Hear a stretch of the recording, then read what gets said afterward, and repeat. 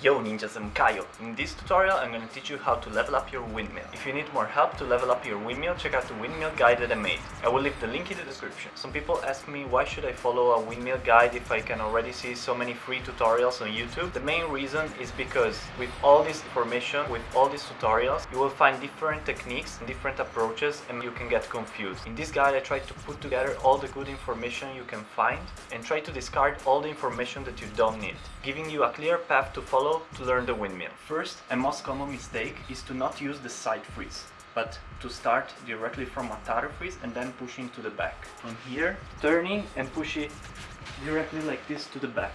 You can still do the windmill in this way, but the form will not look so good. If you try to turn more before to push to your back to reach a side freeze, the form will look a little bit cleaner and you will be able to open your legs wider. As an exercise, do taro freeze to side freeze. Taro freeze, side freeze.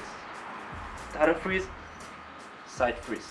Then try to start the windmill from a side freeze instead of starting from a taro freeze. Taro freeze, side freeze, and then from here you push. Why doing the windmill in this way with the side freeze and not only with the taro freeze? Because when you will get faster and when the windmill will get smoother, if you don't want to use the side freeze or taro freeze anymore, but you just want to do like this movement with your arms, this will be more similar to a side freeze than a taro freeze. If you stay too much in a taro freeze, you will get used to catch in a freeze and then to keep going with the windmill, and you will not learn how to get the windmill smooth without really using the freeze, but just doing this with your arms without really stabbing here. And also for the no-handed windmill or barrel mill, using the side freeze is way better. Second thing to fix, this one is also very common, lifting up the head when you are on the back. Many people used to do this.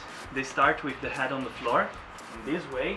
When they push, they do like this and the head is up and the hips are low. Try to stay with your head down on the floor, so relax your head just like you're laying like this. So relax your head and lift up your legs and your hips a little more. This will also make the windmill smoother and faster. And most important thing, you will not bang your head on the floor in this way, but you're just gonna roll your head on the floor. So as an exercise, try only the start from a taro freeze or from a side freeze and try to stay with your head down all the time without doing this with your head. So relax your neck.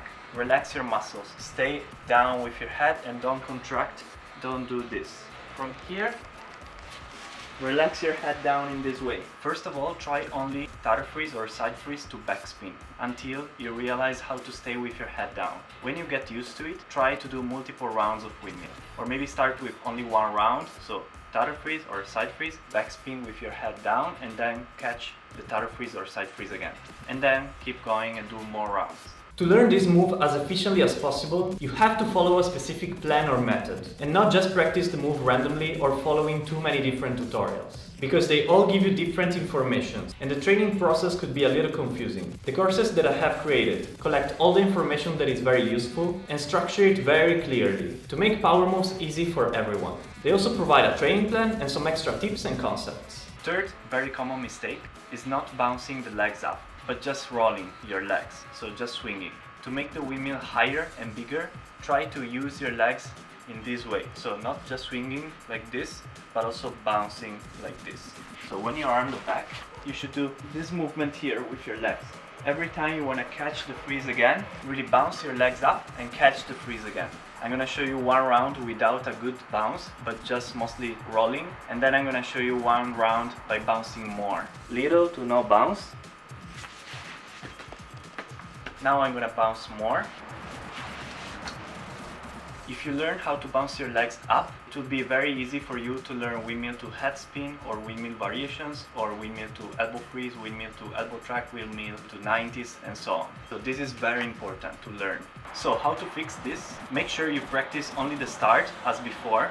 So taro freeze or side freeze to backspin. Make sure your head is on the floor when you are in the backspin and make sure your legs are towards you. Maintain the legs not like this, but even more towards you, like this. So you should end up in this position here. If you are in this position, it will be very easy for you to bounce the legs up. But if you arrive in this position with your hips down and with legs like this, it will be very hard from here to bounce. You should arrive in this way here. Hips higher, really pull your legs towards you. Apply these last two only if you master the previous three that I told you before. If you didn't master the previous ones, don't even listen to this part of the video. Fourth tip, play with the speed of your windmill. Try it very slow, but also try it very fast. It doesn't make so much sense to practice the windmill fast if your form is still bad and you still need to focus on the details that I told you before. So for example, if your head is up, or if you don't bounce your legs properly, or if you don't use the side freeze properly, don't follow this advice and don't practice the windmill fast, but practice slowly and fix the mistakes. But once your form is clean and good, try to play with the speed. Try the windmill slowly, try the windmill with normal speed, and try the windmill very fast as possible. Maybe at first it will be hard to make it very fast, but keep trying and with time you will get it. Last tip for the windmill, practice the pancake stretch a lot. The pancake stretch is the only stretching that you require for the windmill. You don't need any other stretch position. If you are already flexible, of course you don't need to focus on this tip. Maybe you can focus more on the previous ones. But if you're not that flexible, or if you can improve more your flexibility, your windmill will look much better. If you're not flexible, this may be hurtful, but just take your time, be patient, and stretch consistently. Remember, if you will need more help for your windmill, check out the windmill guide that I made, link in the description, and see you next time with a new tutorial. Yo, ninjas!